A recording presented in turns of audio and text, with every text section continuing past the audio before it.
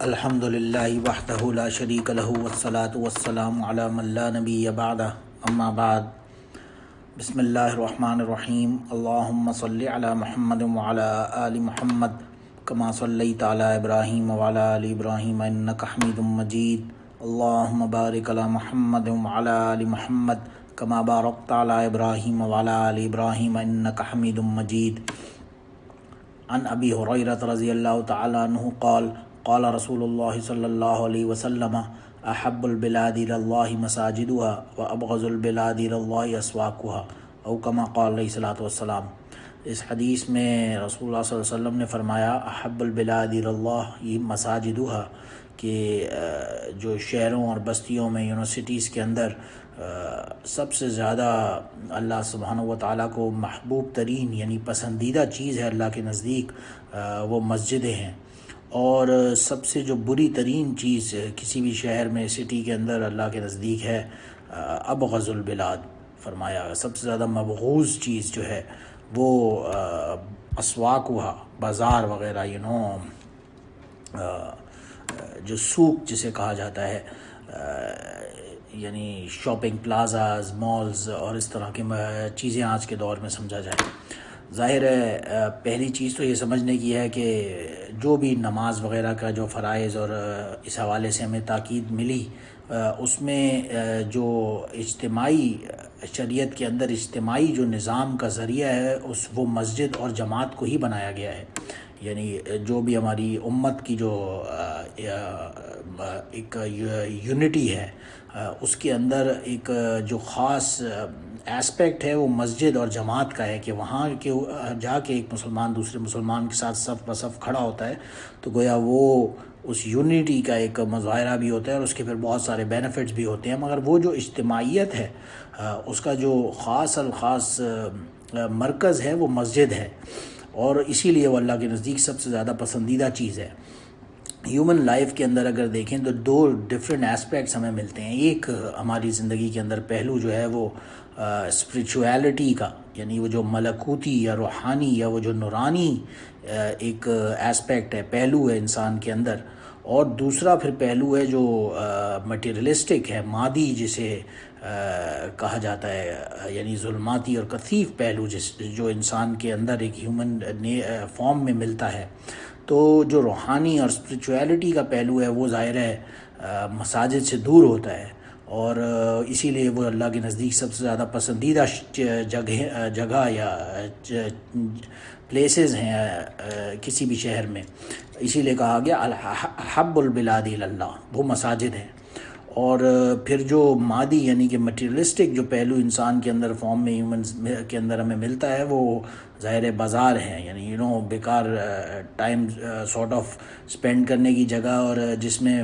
ظاہر انسان کو جو اسپریچول یا شرعی یا دینی بینیفٹ کوئی نہیں ملتا، بس دنیاوی ایک معاملہ ہے، ضروری ہے، ظاہر ہے کسی نے اگر کوئی ضروری چیز خریدنی ہے تو اسے بازار جانا تو ہے، بٹ اللہ کے نزدیک وہ اتنی پسندیدہ شے نہیں ہے کہ بلا وجہ غیر ضروری طور پر بازاروں میں پھرا جائے اور ٹائم ویسٹ کیا جائے۔ اسی لیے فرمایا ابغض البلاد اللہ اسواقها، اللہ کے نزدیک یہ سب سے مبغوض ترین جگہیں ہیں۔ ظاہر ہے مسجدوں کا اپنا ایک بہت بڑا مرتبہ، ایک مقام ہے، اور بہت ہی ایک ہائی اسٹیچر ہے مساجد کا اللہ کے نزدیک۔ ایک روایت کے اندر حضرت ابو ہریرہ رضی اللہ عنہ سے یہ نریٹڈ ہے جس میں رسول اللہ صلی اللہ علیہ وسلم نے فرمایا سبعۃ یظلهم اللہ فی ظلہ یوم لا ظل الا ظلہ، کہ 7 لوگ ایسے ہیں جو قیامت کے دن جب کسی کے یہ یعنی نفسا نفسی کا دور ہوگا، کوئی پیسفل کوئی سرینٹی کی جگہ نہیں ہوگی، تو اللہ اپنے سائے کے نیچے ان 7 لوگوں کو جگہ عطا فرمائیں گے۔ جب کوئی سایہ ان کے لیے نہیں ہوگا، کوئی شیلٹر نہیں ہوگا، تو اللہ سبحانہ و تعالیٰ اپنے شیلٹر کے نیچے ان 7 لوگوں کو جگہ عطا فرمائیں گے۔ سب سے پہلا فرمایا امام عادل، جو ایک عادل حکمران ہوگا، پھر شاب نشا فی عبادت اللہ ورجل قلبہ معلق بالمسجد، ایک وہ آدمی جو نوجوان یعنی ینگ ایج میں، جوانی کے اندر اپنے عبادت میں، اللہ کے ذکر و اذکار میں اور مشغول اپنے شریعت کے احکامات پورے کرنے میں لگا رہتا ہے، دوسرا۔ اور تھرڈ بندہ وہ جس کا قلب جو ہے رجل قلبہ معلق بالمسجد، اس کا دل مسجد کے اندر اٹکا رہتا ہے۔ چوتھا پھر فرمایا یعنی وہ آدمی جس نے اللہ کے لیے ایک دوسرے سے ملا جلا یا ملاقات کی یا باہم محبت کی اور اللہ کے لیے ہی پھر دوسرے بندے سے الگ ہوا، اللہ کی خاطر، یعنی احب للہ و ابغض للہ، اللہ کے لیے ملا اور اللہ کے لیے ہی دور ہوا کسی بندے سے، وہ چوتھا آدمی۔ اور پانچواں آدمی وہ بندہ جس کو اللہ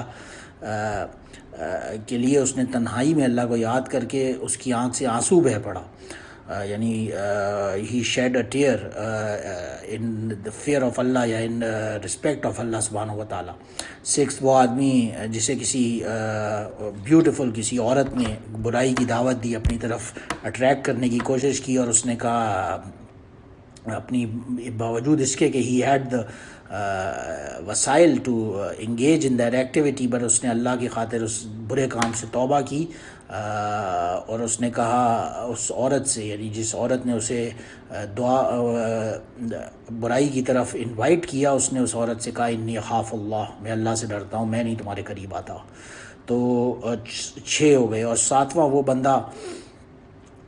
جس نے اللہ کے راستے میں کچھ خرچ کیا اور اس خرچ کو ایسے چھپایا کہ گویا اس کا رائٹ ہینڈ جو ہے لا تعلم شمالہ ما تنفق یمینہ، اس کے رائٹ ہینڈ کو نے جو خرچ کیا وہ اس کے لیفٹ ہینڈ تک کو پتہ نہ چلا، اس نے ایسے ہی خاموشی سے خالص اللہ کے لیے صدقہ کیا، ڈونیشن کی۔ تو یہ 7 لوگ جو ہوں گے ان میں خاص طور سے اللہ انہیں اپنے سائے میں جگہ عطا فرمائیں گے۔ اس کے اندر جو 3rd بندہ بتایا وہ قلبہ معلق بالمسجد، جس کا دل مسجد میں لگا رہتا ہے۔ ظاہر مساجد کا ایک ایسا مرتبہ اور مقام ہے کہ اس مسجدوں میں آنے جانے اور اپنا ٹائم سپینڈ کرنے والے کے لیے قیامت کے دن اللہ کے سائے میں جگہ اسے ملنے والی ہے۔ اور اسی وجہ سے غالباً ایک روایت میں حضور صلی اللہ علیہ وسلم نے یہ بھی فرمایا من غدا الی المسجد او راح اعد اللہ له نزلا من الجنۃ کلما غدا او راح، کہ جو بندہ بھی صبح شام میں کسی وقت بھی اپنے گھر سے نکل کے مسجد کی طرف جاتا ہے تو اللہ سبحانہ و تعالیٰ جنت میں اس کی مہمانی کا سامان اختیار کرتے ہیں، گویا وہ اللہ کا مہمان بن جاتا ہے۔ جتنی دفعہ بھی وہ صبح شام مسجد جائے گا وہ اللہ کا گویا ایک مہمان ہوگا۔ ظاہر ہے کسی بھی بندے کے گھر کوئی مہمان آتا ہے، کوئی گیسٹ آتا ہے تو وہ اس کا اکرام کرتا ہے، یعنی ہر فارم میں جو ہوسٹ ہوتا ہے وہ اپنے مہمان کو ظاہر انٹرٹین بھی کرتا ہے، اس کا اکرام کرتا ہے، اس کی خاطر مدارات کرتا ہے۔ تو جو اللہ سبحانہ و تعالیٰ کا گھر یعنی اس کی مسجد ہے، اس کا جو مہمان ہوگا، جو بندہ وہاں آنے جانے والا ہوگا وہ اللہ کا مہمان ہوگا، اور ظاہر جنت میں اس کا خاص الخاص اکرام ہوگا۔ کنز الاعمال کی ایک روایت میں عبداللہ بن عباس رضی اللہ عنہ سے یہ الفاظ بھی نریٹ کیے گئے ہیں المساجد بیوت اللہ، کہ اللہ مساجد جو ہیں وہ اللہ کا گھر ہیں،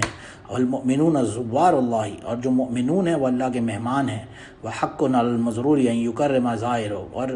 جو ہوسٹ ہوتا ہے اس کے اوپر یہ حق ہے کہ وہ آنے والے جو اس کا ملاقاتی ہے، جو اس کا مہمان ہے، جو اس کا گیسٹ ہے، اس کا وہ اکرام کرے۔ تو ظاہر ہے جب اکرام کرنے والا ہوسٹ خود اللہ سبحانہ و تعالیٰ ہو تو اس سے بڑھ کر اور کیا کسی بھی مہمان کے لیے شرف ہوگا۔ تو اسی لیے ظاہر ہے مسجد میں جانے والا گویا اس کو اللہ کے مہمان ہونے سے تشبیہ دی گئی۔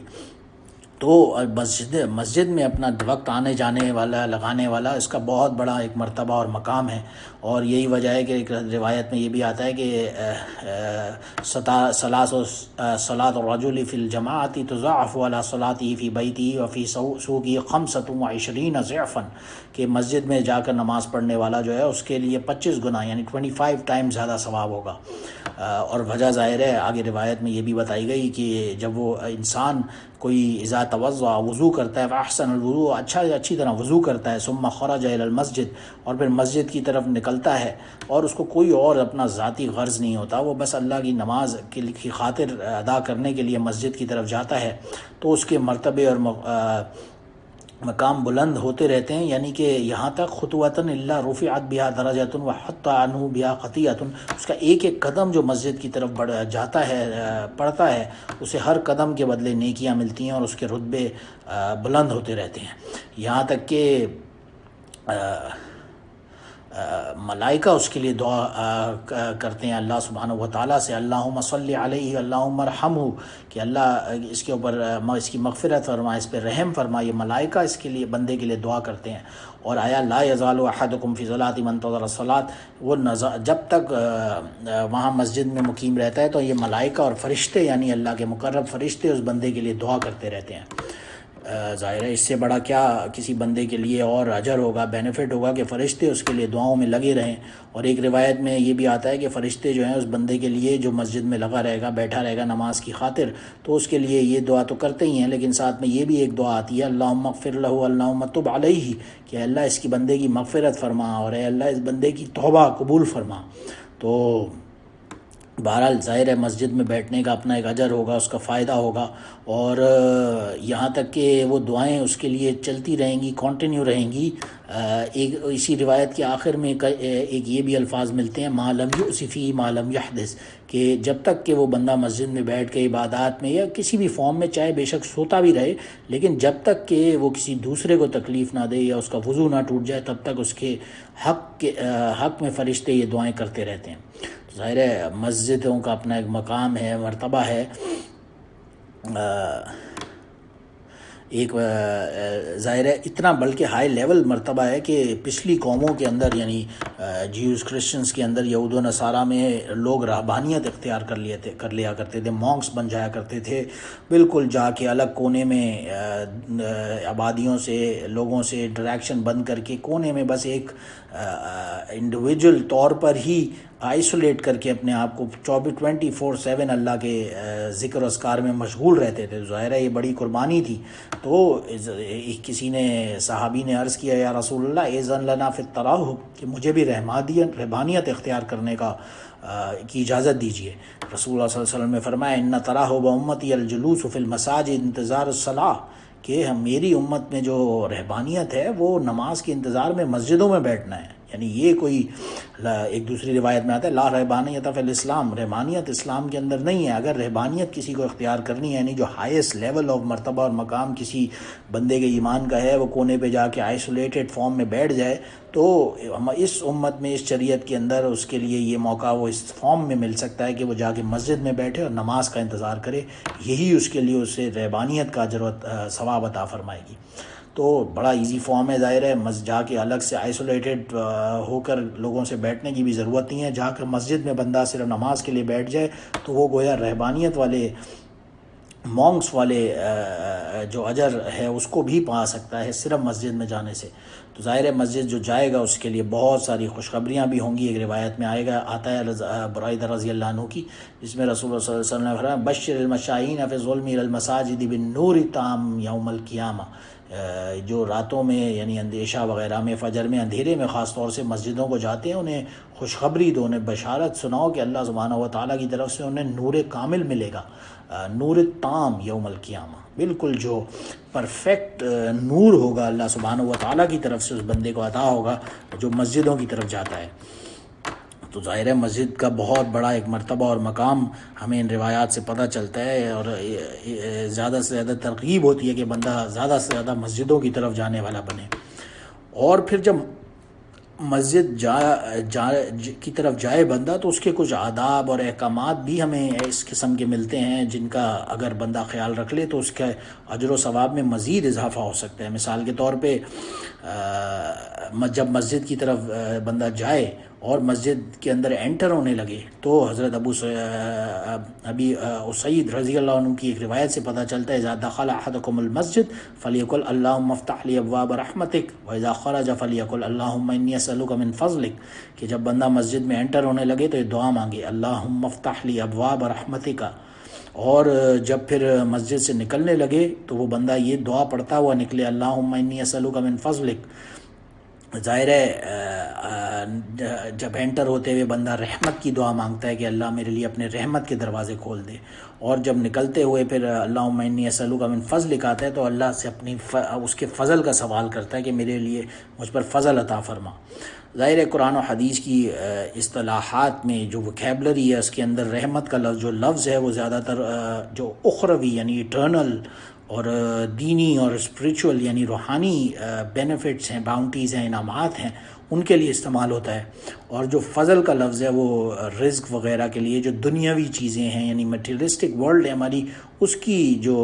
نعمتیں ہیں اور اس کی جو بینیفٹس ہیں، اس کے جو فائدے ہیں، ان کے لیے استعمال ہوتا ہے۔ تو جب مسجد میں انٹر ہونے لگے تو ظاہر ہے ہر چیز دنیا کے ہر معاملے سے ہٹ کٹ کر اللہ کے راستے میں نکلے اور مسجد میں اللہ کو یاد کرنے کی نیت باندھ کے جائے تو اللہ سے رحمت کی دعا کرتا ہوا جائے، اور اسی لیے کہے اللہم افتح لی ابواب رحمتک۔ اور پھر جب نکلے تو ظاہر ہے اب نکل کے اللہ کی عبادت میں وقت گزارا ہے تو یقیناً اللہ راضی ہوا، اللہ خوش ہوا۔ اب وہ اللہ سے دعا کرے اللہم انی اسألک من فضلک، اور اللہ سے فضل مانگے، یعنی دنیاوی جو بھی نعمتیں درکار ہوں اللہ اسے عطا فرمائے۔ تو یہ بھی آداب کے فارم میں، مسجد کے آداب کے فارم میں ہمیں دعائیں ملتی ہیں حدیث وغیرہ میں۔ ایک دوسرا ادب مسجد کا ہمیں یہ بھی پتہ چلتا ہے، ایک روایت میں ابو قتادہ رضی اللہ عنہ کی کہ رسول اللہ صلی اللہ علیہ وسلم نے فرمایا اذا دخل احدکم المسجد فلیرکع رکعتین قبل ان یجلس، کہ جب کوئی بندہ مسجد میں انٹر ہوتا ہے تو اسے چاہیے کہ 2 رکعت نماز پڑھ لے، جسے تحیۃ المسجد کہا جاتا ہے، بیٹھنے سے پہلے، یعنی ابھی نماز میں کچھ وقفہ ہے، دیر ہے، اور کوئی ایسا وقت نہیں ہے جیسے زوال یا غروب وغیرہ کا سورج ہونے کا جب نماز پڑھنا منع ہے، تو اسے چاہیے کہ 2 رکعت نماز پڑھ کے اور پھر جا کے بیٹھے، ڈائریکٹ جا کے نہ بیٹھ جائے، تو اس کا اپنا ایک مقام ہوگا، ظاہر ہے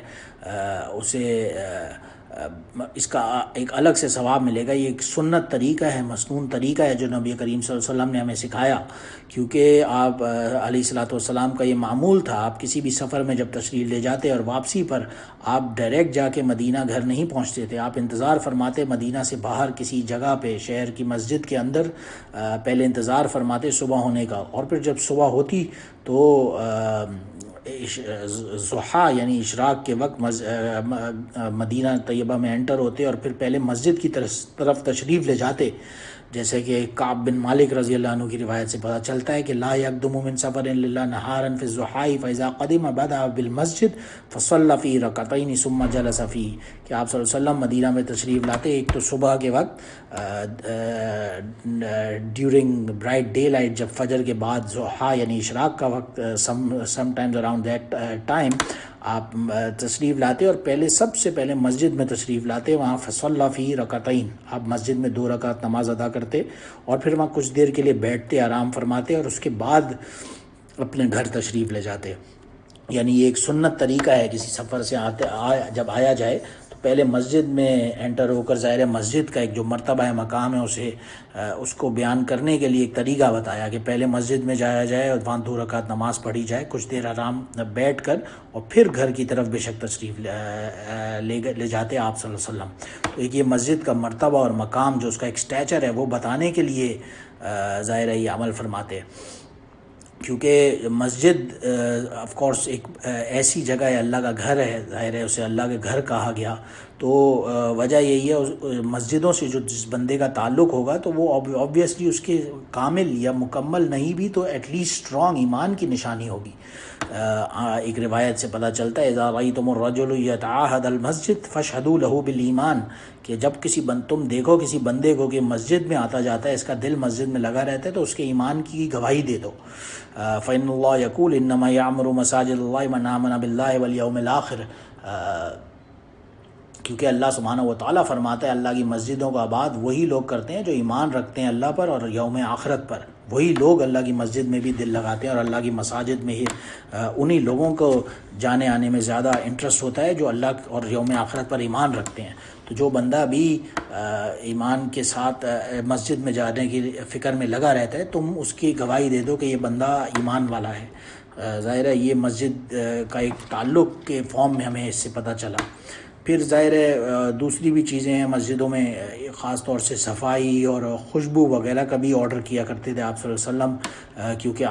عائشہ رضی اللہ عنہ فرماتی ہیں امی کہ ہمارا رسول اللہ صلی اللہ علیہ وسلم ببناء المسجد فی الطور وینظف ویطیب، کہ آپ صلی اللہ علیہ وسلم نے حکم فرمایا مساجد وغیرہ بنانے کا ایک تو، اور پھر ان مساجدوں کو پاک صاف رکھنے کا اور اس میں خوشبو وغیرہ بھی استعمال کرنے کا، یعنی گندی نہ ہو مسجدیں، بالکل کلین ٹائڈی مسجدیں ہوں، اس کا حکم فرمایا آپ صلی اللہ علیہ وسلم نے۔ اور ظاہر ہے جو بندہ بھی مسجد بنائے گا اس کے لیے اللہ سبحانہ و تعالیٰ کا بہت اجر اور کرم ہوگا،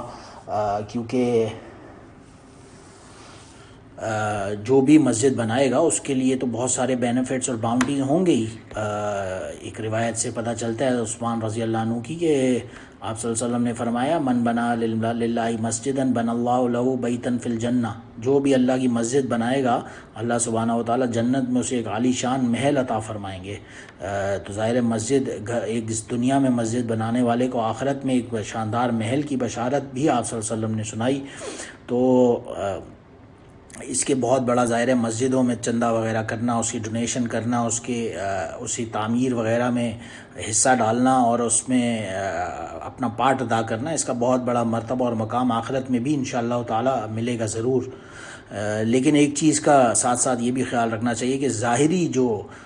خالی بناوٹ ہے، جو خالی اس کی کنسٹرکشن ہے، اس کی جو ایلیویشن ہے، اس کے اوپر ہی سارا فوکس نہ ہو، بلکہ مسجدوں کو بنانے سے مراد اس کے اندر اس کو زندہ کرنا بھی سارٹ آف نہ ہو، یہ شامل ہو۔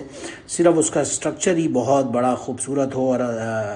اس سے باقاعدہ نبی کریم صلی اللہ علیہ وسلم نے منع فرمایا۔ ابن عباس رضی اللہ عنہ فرماتے ہیں ما امرت بتشدید المساجد، کہ آپ صلی اللہ علیہ وسلم نے منع فرمایا تھا بہت بڑی مساجد یعنی بلند اور شاندار مساجد بنانے سے آپ صلی اللہ علیہ وسلم نے منع فرمایا تھا، کیونکہ لَتُخْرِفُنَّهَا كَمَا زَخْرَفَتِ الْيَهُودُ وَالنَّصَارَى، کہ جو یہود و نصارہ کا کام تھا یہ تو بڑے بڑے ٹیمپلز اور کنیسہ جسے کہا جاتا ہے یا سینیگاگز وغیرہ بنانا، وہ لوگ بنایا کرتے تھے۔ یہ مسلمانوں کا شعار نہیں ہے کہ بڑی بڑی مساجد شاندار ہوں، ان کے اوپر اتنا پیسے کا اسراف ہو اور اندر سے ایمان کے طور پہ وہ مساجد نہ ہو کامل، تو اس کا فائدہ کیا؟ ایک روایت میں یہ بھی آتا ہے ابن عباس رضی اللہ عنہ کی ابن ماجہ کے اندر کہ اراکم ستستشرفون مساجدکم بعدی، کہ تم میرے بعد تم لوگ بڑی بڑی مسجدیں بنانے لگو گے شاندار، کما شرفت الیہود کنائسہم کما شرفت النصارى بیعہا، کہ جس طرح سے جیوز جو تھے وہ اپنے سینیگاگز یعنی کنیسہ جسے کہا جاتا ہے سینیگاگز وغیرہ بنایا کرتے تھے، یا نصارہ اپنے گرجے یعنی ٹیمپلز بنایا کرتے تھے، تم لوگ بھی اس طرح سے بڑی بڑی شاندار مساجد بنانے لگ جاؤ گے۔ تو ایک گویا پیشن گوئی فرمائی آپ صلی اللہ علیہ وسلم نے کہ ایک وقت آئے گا کہ ایسا ہوگا، اور ایک سارٹ آف پریڈکشن دی، یہ بلکہ یہاں تک پریڈکشن دی ایک روایت کے اندر ان من اشراط الساعۃ ان یتواری الناس فی المساجد، کہ ایک ٹائم آئے گا لوگوں کے اوپر کہ وہ یہ قیامت کی نشانیوں میں سے ہے کہ لوگ بڑی بڑی مساجدوں پر غرور و تکبر کرنے لگیں گے، فخر و مباحات کرنے لگیں گے، پراؤڈ ہونے لگیں گے، لوک ایٹ مسجد اس کے اوپر۔ ظاہر ہے تو بڑی بڑی مسجدیں ہوں لیکن وہ اپنے اس کا جو کور پرپز ہے اگر اس سے خالی ہوں تو اس کا ظاہر ہے فائدے سے زیادہ نقصان ہی ہوگا، اس وجہ سے غالباً آپ صلی اللہ علیہ وسلم نے منع فرمایا، اور پھر ساتھ میں پیشن گوئی بھی فرمائی کہ ایسا ہوگا۔ اور آج اگر ہم بظاہر دیکھیں بڑی بڑی مساجد کو اور بیوٹیفل جس فارم میں ہم لوگوں کا جو ٹوٹل کانسنٹریشن ہے اس کے سٹرکچرز پہ، اس کی بیوٹیفیکیشن کے اوپر، یعنی ظاہری جو اس کی سٹرکچرل بیوٹیفیکیشن ہے، اس کے انٹیریئرز ہیں، اس کے اوپر تو بہت زیادہ ہمیں ایمفسس ملتا ہے، لیکن اندر سے جو اس کی جو کور ایسنس ہے، اس کے اندر جو اسپریچویلٹی ہے، اس سے بظاہر خالی معلوم ہوتا ہے۔ اسی لیے ایک روایت میں آتا ہے سیاتی علی الناس زمان، ایک زمانہ آئے گا لا یبقى الاسلام الا اسمہ، جب کہ اسلام باقی نہیں رہے گا بلکہ اس کا صرف نام باقی رہے گا، ولا یبقى القرآن الا رسمہ، اور قرآن باقی نہیں رہے گا بلکہ اس کی صرف خط یعنی کہ اس کی اسکرپچر باقی رہ جائے گی، اور مساجدہم عمارتہم وہی خراب من الہدی، کہ مساجد جو ہوں گی وہ بڑی بڑی ہوں گی لیکن وہ ہدایت سے خالی ہوں گی۔ تو ایسی مساجد جو ہدایت سے خالی ہوں، بظاہر اسٹرکچرل فارم میں تو بہت بڑی ہوں لیکن اندر سے ہدایت سے خالی ہوں، تو ان مساجد کے بنانے سے نبی کریم صلی اللہ علیہ وسلم نے باقاعدہ منع فرمایا۔ پھر ایک چیز یہ بھی ہے کہ مساجد کا احترام ہے کہ اس کے اندر جب جایا جائے تو بدبودار چیزیں اسمیل جو ہے اس کا خاص طور سے خیال رکھا جائے کہ وہ ایسی کوئی چیز نہ کھا کے جایا جائے، کیونکہ آتا ہے من اکل فی هذه الشجرة منتنة فلا يقربن مسجدنا فإن الملائکۃ تتعظى مما يتعظى منه الانس، کہ ملائکہ کو، فرشتوں کو اس سے تکلیف ہوتی ہے، یعنی لہسن پیاز وغیرہ جو ہوتا ہے جسے گارلک یا انینز کہا جاتا ہے، اس طرح کی چیزیں کھانے سے باقاعدہ نبی کریم صلی اللہ علیہ وسلم نے کھا کر مسجد جانے سے منع فرمایا۔ اور دوسری بھی چیزیں بظاہر ظاہر ہے اگر کوئی بندہ سگریٹ پی کے مسجد جا رہا ہے اور اس کے ساتھ والے نمازی کو اس سے تکلیف ہو رہی ہے تو گویا نمازی کو تو ہو ہی رہی ہے، لیکن مساجد وغیرہ میں جو فرشتے ہوتے ہیں، ظاہر ہے ایٹ اے ٹائم فرشتے بھی مسجدوں میں ایٹ آل ٹائمز پریزنٹ ہوتے ہیں، تو انہیں بھی ایسی چیزوں سے تکلیف ہوتی ہے، تو ایسی چیزیں کھا کر مسجد میں جانے سے نبی کریم صلی اللہ علیہ وسلم نے منع فرمایا۔ اور پھر اس بات سے بھی منع فرمایا کہ وہاں بیکار کی شعر و شاعری اور خرید و فروخت وغیرہ کی جو کام ہے ان سے پرہیز کیا جائے، اجتناب کیا جائے، بلا وجہ کے جو دنیاوی معاملات ہیں انٹرٹینمنٹ کے، اس سے مسجدوں کو پاک رکھا جائے۔ اور پھر چھوٹے بچے وغیرہ ہیں یا شور شرابے وغیرہ کے جو فارم کی جو چیزیں ہیں وہ ان سے بھی بندے کو بچنا چاہیے۔ ایک روایت میں آتا ہے جنبوا مساجدکم صبیانکم و مجانینکم و اشراءکم و بیعکم و خصوماتکم و رفع اصواتکم و اقامت حدودکم و صلی سیوفکم، کہ مسجدوں میں چھوٹے بچوں کو، مجنوں یعنی کہ اب نارمل لوگوں کو، یا برے جو شرارتی لوگ ہیں ان کو، یا خرید و فروخت بے وغیرہ کے کام ہیں ان کو، یا خصوماتکم لڑائی جھگڑے کے کاموں کو مسجدوں کے اندر نہ کیا جائے، اور اپنی آواز کو رفع اصواتکم، اپنی آوازوں کو بلند نہ کیا جائے، ایٹسیٹرا ایٹسیٹرا، یا لڑائی جھگڑا وسلی سیوفکم بھی کہا کہ تلواریں نہ نکال کے کوئی لڑائی جھگڑے کے فارم میں، ایسے تمام معاملات جو ہیں وہ مسجدوں کے آداب کے خلاف ہیں، ان سے بچا جائے۔ اور مسجدوں میں دنیاوی باتیں بھی نہ کی جائیں، یعنی جو ورلڈلی کورز ہیں انہیں مسجد سے باہر ہی رکھا جائے، کہ ایک روایت میں آتا ہے یاتی علی الناس زمان یکون حدیثهم فی مساجد فی امر دنیاہم فلا تجالسوہم فلیس للہ فی حاجت۔ ایسے لوگ جو دنیاوی معاملات مسجدوں میں لے کر آ رہے ہیں، ایسا وقت آئے گا کہ لوگ اپنے دنیاوی معاملات جو ہیں انہیں مسجد میں ڈسکشنز کے لیے زیادہ فوکس کر کے بیٹھ جائیں گے، تو تمہیں چاہیے ان سے بچو، ان کے پاس بیٹھو بھی نہیں۔ اللہ کو ان لوگوں سے کوئی سروکار نہیں ہے، لیس للہ فیہم حاجت، اللہ کو ان سے کوئی سروکار نہیں ہے، تم ان سے بچو، باقاعدہ ان سے بچنے کی، دور رہنے کی تلقین فرمائی نبی کریم صلی اللہ علیہ وسلم نے ہمیں۔ پھر ایک چیز یہ ہے کہ ظاہر ہے عورتوں کا مسجد میں جانا، اس کی بالکل of course some sort of اجازت تو ملتی ہے، کیونکہ روایات میں کیٹیگوریکلی ہمیں پتہ چلتا ہے استاذنکم نساءکم باللیل فاذنوا لہن، کہ اگر عورتیں رات کو یعنی عشاء یا فجر وغیرہ میں نماز پڑھنے کی اجازت مانگیں تو انہیں اجازت دے دو۔ لا، ایک دوسری روایت میں یہ بھی الفاظ آتے ہیں لا تمنعوا نساءکم المساجد وبیوتہن خیر لہن، کہ عورتوں کے لیے کو منع نہ کرو مسجد میں جانے سے نماز کے لیے، اگرچہ ایون آگے یہ بھی فرمایا کہ جو گھر وغیرہ ہیں بیوتکن خیر لہن، ان کے لیے بہتر یہی ہے کہ وہ اپنے گھروں میں نماز پڑھیں، کیونکہ گھر میں نماز پڑھنا ظاہر ہے آف کورس جو فتنہ فساد وغیرہ کے معاملات ہیں ان سے بچنے کے لیے بہترین اگزامپل یہی ہے کہ وہ گھروں میں نماز پڑھیں۔ ایک ام حمید الساعدیہ رضی اللہ عنہ تھیں، وہ نبی کریم صلی اللہ علیہ وسلم کے پاس آئیں اور انہوں نے عرض کیا یا رسول اللہ انی احب الصلاۃ معک، کہ میں پسند کرتی ہوں کہ میں آپ کے پیچھے نماز ادا کروں۔ اب خود ظاہر ہے انبیاء اور رسول کے سارے سردار رسول اللہ صلی اللہ علیہ وسلم خود نماز پڑھا رہے ہیں، اور ان کی پیچھے نماز پڑھنے کے لیے ظاہر ہے آف کورس کون نہیں چاہے گا ہم پڑھوں، اور یہی انہوں نے بھی عرض کیا کہ میں بھی چاہتی ہوں میں آپ کے پیچھے نماز پڑھوں۔ اس پر نبی کریم صلی اللہ علیہ وسلم نے فرمایا کہ میں جانتا ہوں تمہیں یہ پسند ہے، لیکن صلاتک فی بیتک خیر من صلاتک فی حجرتک وصلاتک فی حجرتک خیر من صلاتک فی دارک وصلاتک فی دارک خیر من صلاتک فی مسجد قومک وصلاتک فی مسجد قومک خیر من صلاتک فی مسجدی، کہ تمہارے لیے بہتر یہی ہے کہ تم اپنے گھر کے اندر والے جو سب سے کمرہ ہے بند اس کے اندر نماز پڑھنا بہتر ہے گھر کے باہر والے حصے میں پڑھنے سے، اور باہر والے حصے میں پڑھنا بہتر ہے صحن میں پڑھنے سے، اور صحن میں پڑھنا بہتر ہے کسی اپنے علاقے کی مسجد میں جا کر پڑھنے سے، اور کسی علاقے کی مسجد میں ہی اپنے علاقے کی مسجد میں جا کر پڑھنا بہتر ہے میرے پیچھے یہاں دوسری باہر کی مسجد میں آ کر نماز پڑھنے سے۔ ظاہر ہے آپ صلی اللہ علیہ وسلم کا غالباً اشارہ پردے کی طرف تھا، اور آپ ظاہر ہے دیکھ رہے تھے وہ زمانے میں تو بظاہر لوگوں کے دل پاک تھے، کوئی فتنہ فساد کا دور نہیں تھا، لیکن آپ دیکھ رہے تھے کہ ایک دور آئے گا جس میں یہ معاملات اٹھیں گے۔ اور اسی کی طرف ایک دوسری روایت میں امی عائشہ رضی اللہ عنہ نے اشارہ بھی فرمایا لو ادرک رسول اللہ صلی اللہ علیہ وسلم ما احدث النساء لمنعهن من المساجد كما منعت النساء بنی اسرائیل، کہ اگر رسول اللہ صلی اللہ علیہ وسلم یہ دیکھتے کو ادراک ہوتا، یہ باتیں دیکھتے جو عورتوں نے اب اختیار کر لی ہیں، تو وہ آپ صلی اللہ علیہ وسلم جو ہیں خود نبی کریم صلی اللہ علیہ وسلم عورتوں کو مسجدوں میں جانے سے منع فرما دیتے۔ ظاہر ہے امی عائشہ رضی اللہ عنہ فرما رہی ہیں یہ اس دور دور کی بات ہے جب